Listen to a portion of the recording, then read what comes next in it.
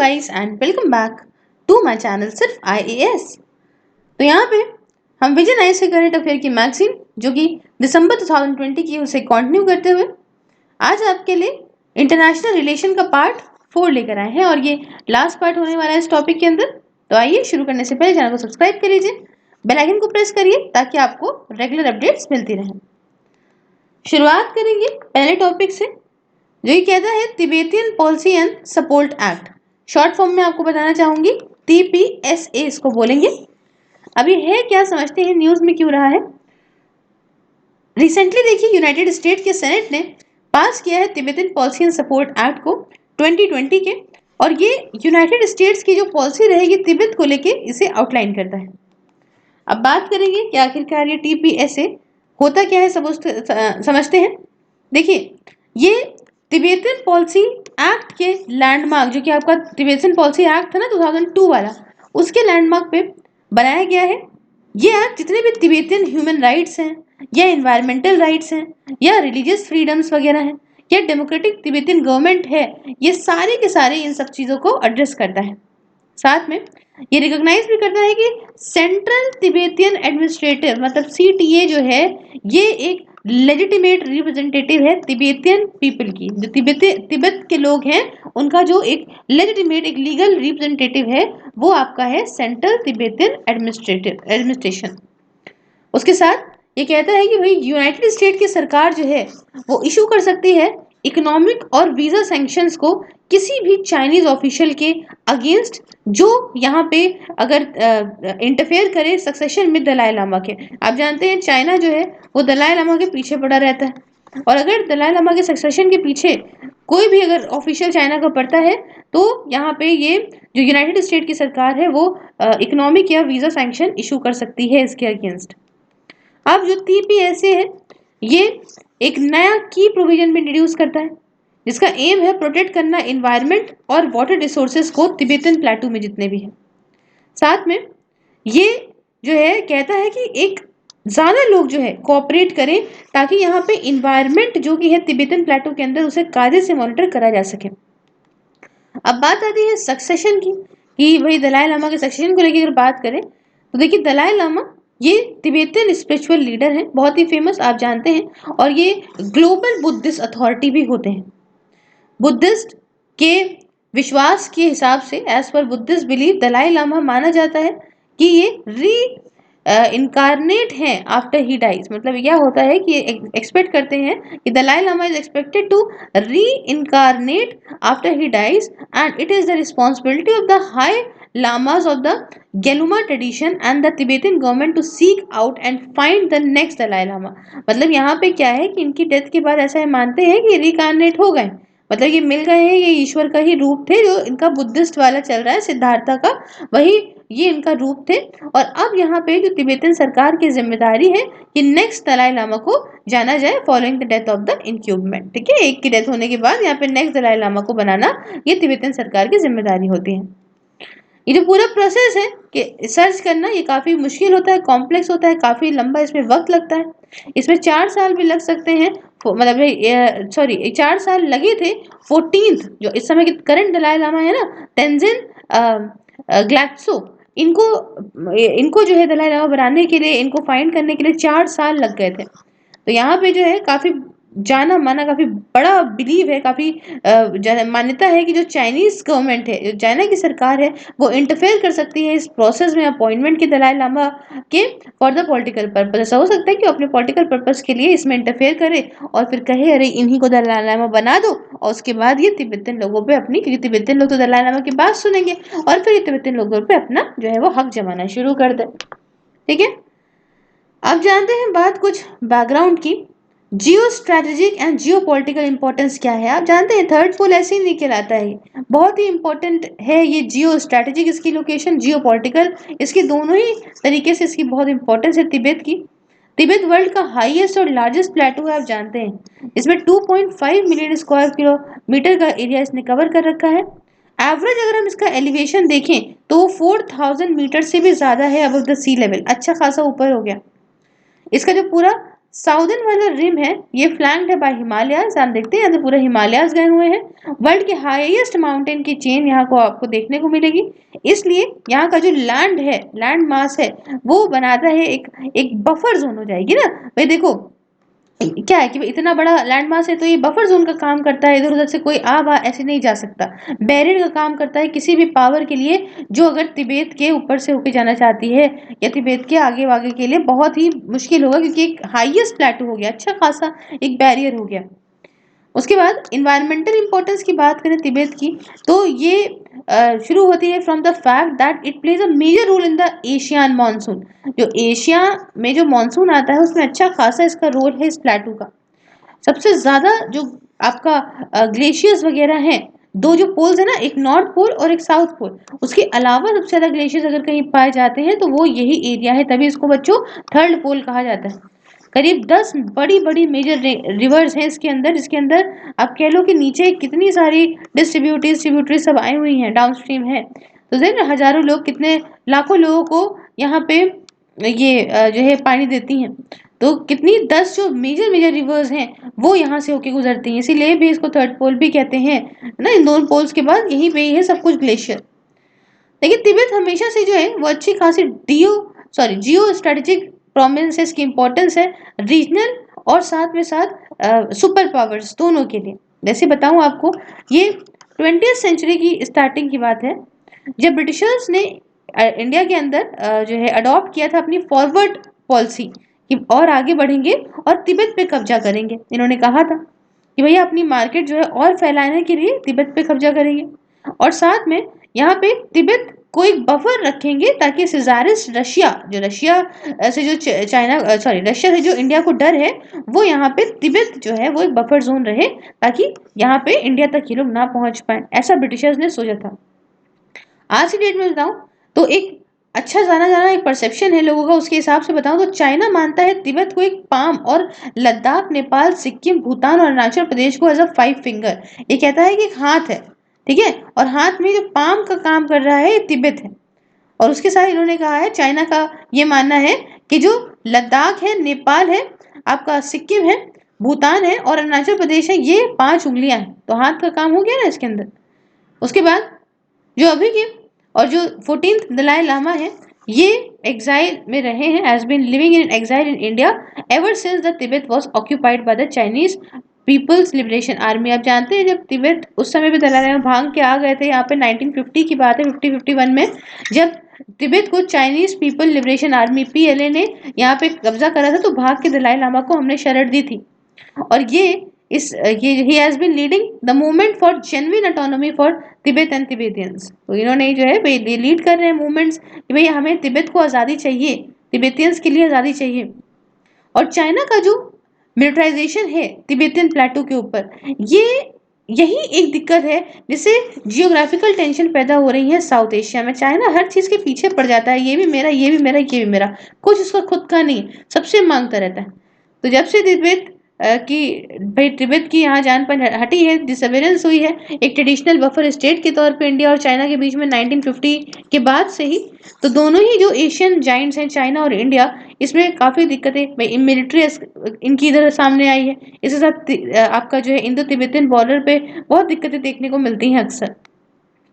United states ने दूसरी तरफ देखें तो इनका बड़ा ध्यान रहा है, काफ़ी दिक्कत है इनको, काफ़ी कंसर्न है ये जो भी लोग हैं people's public of China's repression of the Tibetan community, जो भी चाइना जो है वो दबा रहा है तिब्बतियन कम्युनिटी को, इसके लिए काफ़ी ज़्यादा कंसर्न है यूनाइटेड स्टेट्स।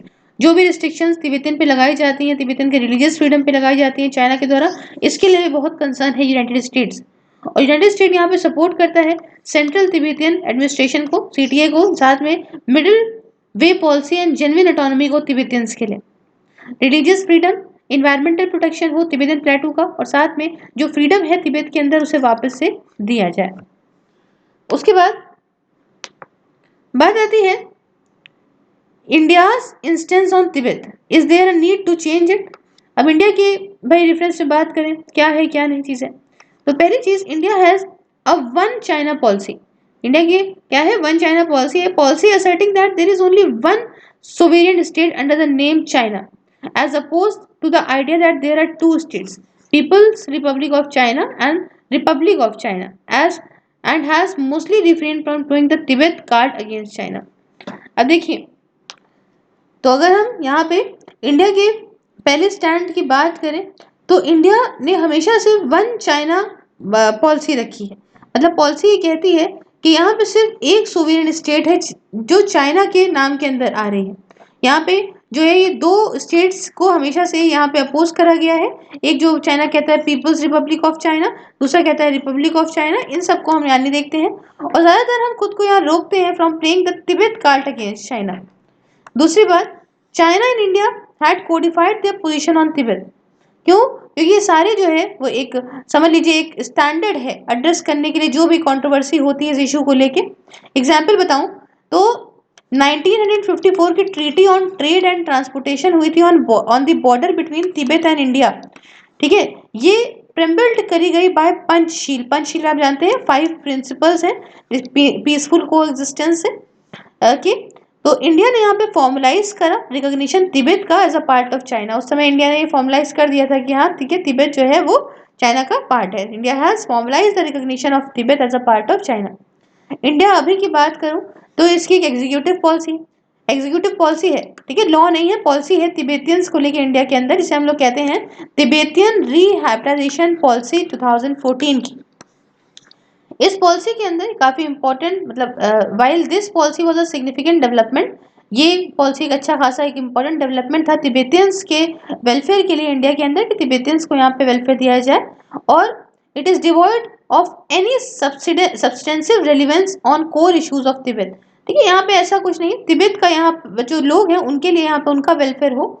और मतलब डिस्ट्रक्टिव जो चाइनीज पॉलिसी है तिब्बत के अंदर, तिब्बतियंस की डिमांड जो है वो फ्रीडम के लिए जो भी वहां उठ रही है तो ये उससे काफी फ्री है। ठीक है, ये एकदम फ्री है कि ये किसी भी जो बाकी सारी जो इंपॉर्टेंट जो कोर इश्यूज हैं उससे अलग है यहाँ चीजें।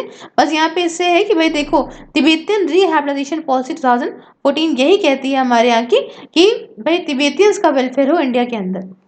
हालांकि अभी रिसेंटली अगर हम बात करें जो लद्दाख के अंदर चीजें दिक्कतें देखने को मिली हैं तो ये पहली दफा था जब इंडिया ने अपना कुछ स्पेशल फोर्सेस का यूज करा था और पूरी तरीके से भाई फोर्सेस जो है made up almost entirely of Tibetan exiles to occupy strategic heights in Pangong Tso's south bank. यहाँ तक चढ़ने के लिए हमने यहाँ पे यूज करा था क्योंकि पहली दफा हमने करा था क्योंकि चाइना ने हमें परेशान कर दिया था। तो स्ट्रेटेजिकली अगर बताएं तो तिब्बतियंस जो है फर्स्ट लाइन ऑफ डिफेंस है इंडिया के लिए अगर हम बात करें तो। क्योंकि भाई इंडिया और चाइना की इतनी मेजर पावर्स के बीच में कितना बड़ा प्लेटू तो आ रहा है ना। एक्सपर्ट्स ये कहते हैं कि भाई ये चीज ध्यान में रखिए कि जो अटैच इंपॉर्टेंस है तिब्बत की इंडिया के लिए, इंडिया ऐसा जो है तिब्बत को इग्नोर नहीं कर सकता। तिब्बत काफी इंपॉर्टेंट है इंडिया के लिए, हमारे नेशनल सिक्योरिटी के लिए काफी इंपॉर्टेंट है।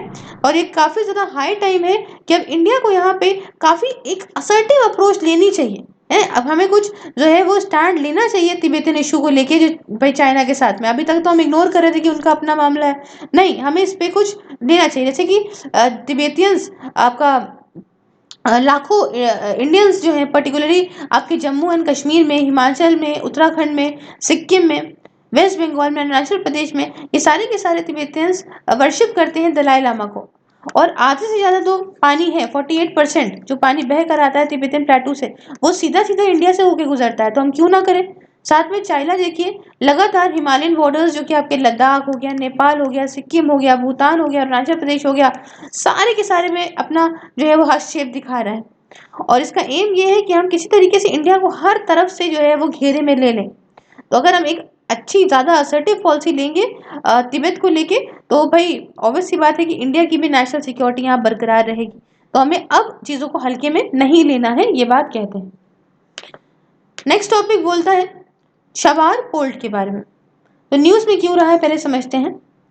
रिसेंटली पहला ऐसा ट्राई लेटरल वर्किंग ग्रुप जिसे हम लोग TWG बोलेंगे, इसकी मीटिंग हुई है 3 ट्राई है मतलब 3 देशों में हुई होगी। तो एक है हमारा इंडिया, दूसरा है ईरान और तीसरा है उज्बेकिस्तान। इन तीनों के बीच हुई है किस चीज को लेके, जॉइंट यूज चबार पोर्ट का। ठीक है, कैसे जॉइंट यूज करना है चबार पोर्ट का इन तीनों के द्वारा। तो ये एक मीटिंग करी गई है, ये आपकी जो है वर्चुअली मीटिंग हुई है और भाई ऑनलाइन सब कुछ काम हुआ है। अब न्यूज़ के बारे में कुछ और बात जानते हैं। तो देखिए ये जो ट्राइलेटरल वर्किंग ग्रुप है, ट्राइलेटरल वर्किंग ग्रुप है, ये माना जा रहा है कि हर एक 3 महीने में मिला करेगा, ताकि जो जॉइंट यूज है इस स्ट्रेटेजिक ट्रेड और ट्रांजिट फैसिलिटी का उसे यहाँ पे और बढ़ाए और हमारी जो रीजनल कनेक्टिविटी है उसे और ज्यादा इनहांस कर सके, ठीक है, बढ़ा सके।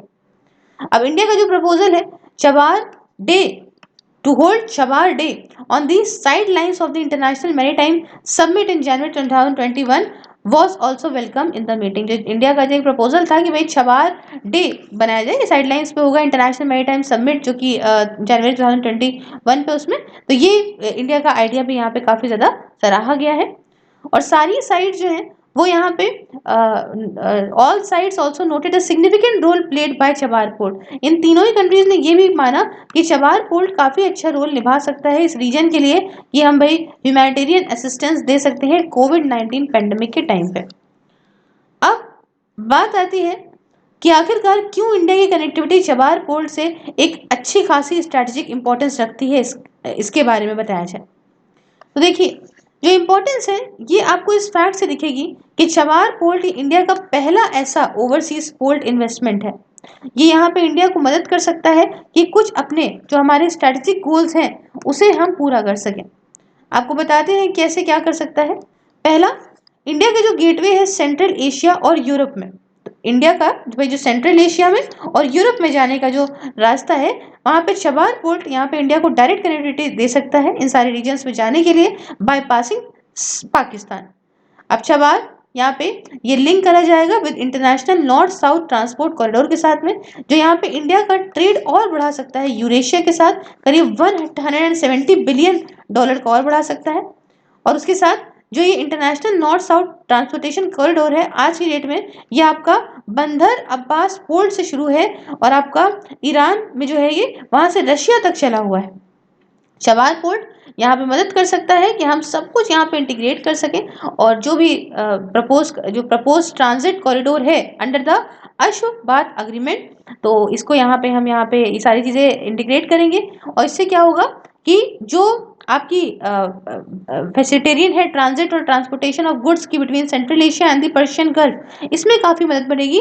यहाँ आराम से जो है गुड्स वगैरह ट्रांसफर हो सकते हैं, आ जा सकते हैं सेंट्रल एशिया और पर्शियन गल्फ के बीच में, ठीक है। तो ये यहाँ पे चबार पोर्ट जब मिलेगा यहाँ पे जो अभी आया नहीं है प्रपोज्ड आपका ट्रांजिट कॉरिडोर है अंडर अशगाबत अग्रीमेंट, जब इसके साथ मिलेगा तो इससे हमारी बहुत मदद हो जाएगी सेंट्रल एशिया और पर्शियन गल्फ तक पहुंचने में।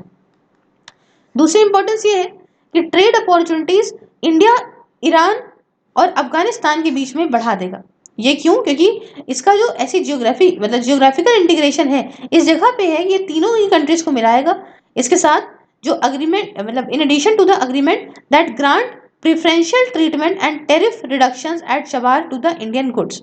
अब इससे क्या होगा? प्रिफरेंशियल ट्रीटमेंट हो सकता है, टेरिफ रिडक्शन हो सकता है इंडियन गुड्स का वहां पे, और चबार ये भी अलाउ कर सकता है कि इंडिया यहाँ पे एक्सपोर्ट कर सके, ह्यूमैनिटेरियन सप्लाई दे सके अफगानिस्तान को, और अफगानिस्तान यहाँ पे इस एक्सपोर्ट को डाइवर्सिफाई कर सकते हैं अपनी एक्सपोर्ट अपॉर्चुनिटीज। साथ में क्या हो सकता है? A potential alternative to Belt and Road Initiative of China. आप जानते हैं जो BRI है चाइना का बेल्ट एंड रोड इनिशिएटिव, उसका ही ऑल्टरनेट भी बन के सामने आ सकता है। उज्बेकिस्तान के साथ दूसरी जो सेंट्रल एशियन कंट्रीज हैं उन्होंने भी काफी अपना इंटरेस्ट दिखाया है इस पोर्ट को यूज करने में। उनके लिए जो चबार है ये शॉर्टेस्ट ओपनिंग है इंडियन ओशन तक पहुंचने की फॉर द मैरीटाइम ट्रेड, तो अभी तक के लिए। अगर ये यहाँ पे सी पोर्ट फैसिलिटी पे रिलाई करते हैं तुर्की, रशिया, बाल्टिक सीज, ईरान मतलब बंदर अब्बास और चाइना, ठीक है, तो अभी तो ये ऐसे रिलाई करते थे, अब चबार पोर्ट के थ्रू जाएंगे तो बड़ी इजीली पहुंच जाएंगे इंडियन ओशन तक। तो ये कुछ बात है। अब थोड़ी बातें चबार पोर्ट के बारे में भी जान लेते हैं, इतनी कुछ तारीफ सुन ली है तो। ये आपको गल्फ ऑफ ओमान जो कि आपका सिस्तान बलूचिस्तान प्रोविंस में है, यहाँ पे आपको देखने को मिलेगा। ये energy rich Iran on the Makran coast में आपको देखने को मिलता है। It is located in the Gulf of Oman at the Sistan Baluchistan province of the energy rich Iran on the Makran coast. यहाँ पे ये बना हुआ है, जॉइंटली बनाया गया है इंडिया, ईरान और अफगानिस्तान की सरकार के द्वारा, ताकि यहाँ पे मल्टी मॉडल ट्रांसपोर्ट गुड्स का और पैसेंजर का हो सके। पोर्ट जो है वो जियोग्राफिकल प्रॉक्सिमिटी है इंडिया के साथ में, इसका डिस्टेंस जो है वो अगर मैं बताऊं तो ये कंडला पोर्ट गुजरात के अंदर जो है, वहां से लेके छबार पोर्ट जो है उसका डिस्टेंस 1000 किलोमीटर ही है। एंड दैट जो छबार पोर्ट से मुंबई की बात करें तो ये 1450 किलोमीटर पर जाता है। चबार के पास दो टर्मिनल्स हैं, एक है आपका शाहिद कलंतरी और दूसरा है शाहिद बेहस्ती, जिसे हम लोग यहाँ पे फर्स्ट फेज आपका चबार पोर्ट का बोलते हैं, जिसे क्या बोले, शाहिद बेहस्ती। ठीक है, बेहस्ती, तीरी नहीं, बेहस्ती। अब जो शाहिद बेहस्ती है ना, जिसे हम लोग फर्स्ट फेज ऑफ चबार पोर्ट भी बोलते हैं, ये ये जो है वो डेवलप किया गया है जॉइंटली इंडिया, अफगानिस्तान और ईरान की सरकार के द्वारा अंडर अ ट्राइलेटरल, ट्राइलेटरल का मतलब होता है तीन के बीच में, ठीक है, ट्राइलेटरल ट्रांजिट एग्रीमेंट जो कि 2016 में साइन हुआ था, जिसके हिसाब से इंडिया जो है वो यहाँ पे 10 साल की लीज देगा डेवलप और ऑपरेट करने के लिए इन दोनों ही टर्मिनल को, और 5 berth at Shahid Beheshti port in Chabahar, तो ये यहाँ पे इंडिया करेगा। साथ में जो है वो इंडिया और ईरान यहाँ पे एक रेल नेटवर्क को जो है डेवलप करेंगे चबार और जहेदेन के बीच में, जो कि आपका जहेदेन जो है वो अक्रॉस द बॉर्डर है, अफगानिस्तान के लोकेटेड है। उसके बाद ये साथ में प्रोवाइड करेगा नेसेसरी लीगल फ्रेमवर्क ट्रांसशिपमेंट को गुड्स के जो अफगानिस्तान तक जाएंगे। तो ये 2016 के ट्राइलेटरल एग्रीमेंट के हिसाब से ये सारी बातें कही गई थी। उसके बाद अगर हम बात करें तो आखिरकार क्या कदम जो है वो उठाए गए हैं इंडिया के द्वारा ये इन्वेस्टमेंट जो चबार पोर्ट में है वो अच्छा बनाने के लिए। तो पहला, managing exemption from US sanction. देखिए, यूनाइटेड स्टेट ने जो सैंक्शन लगाए थे ईरान के ऊपर, उसके बावजूद इंडिया जो है वो एग्जेम्प्ट कर दिया गया था for not only continue to invest in Chabahar port. United State ने कहा था आप जो है वो चबार पोर्ट पे इन्वेस्ट कर दीजिए, कोई दिक्कत नहीं है, बट साथ में ये भी कहा था कि आप अपने गुड्स वगैरह को भी शिप कर सकते हैं अफगानिस्तान को थ्रू चबार पोर्ट। हालांकि जो एग्जेम्पशन है उसने ये नहीं कहा था कि आप अलाउ नहीं करा था कि आप गुड्स वगैरह सेंट्रल एशिया को ईरान के थ्रू दें, ये नहीं कहा था।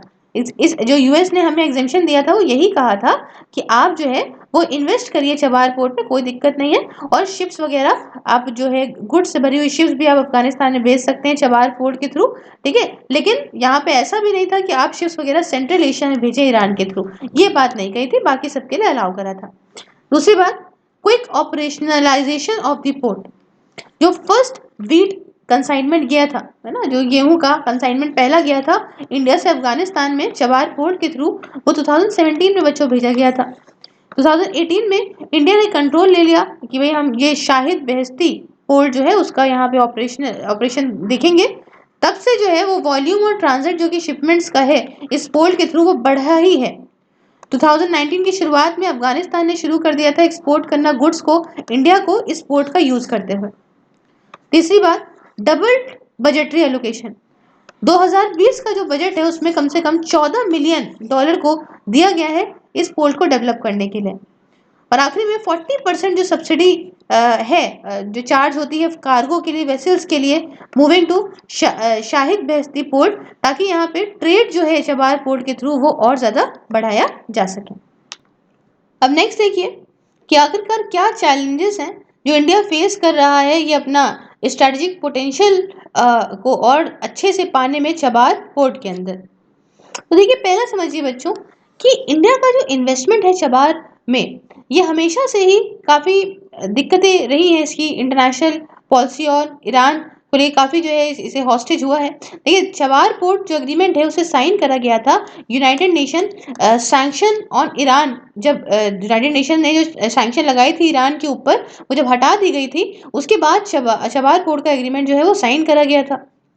और बात ये तो कुछ 2018 की है बच्चों, जब यूनाइटेड स्टेट्स ने यूनिलेटरली फिर से रीइम्पोज कर दिया। आप जानते हैं कि ट्रम्प के कार्यकाल में बहुत ज़्यादा सैंक्शन लगाई गई थी ईरान के ऊपर।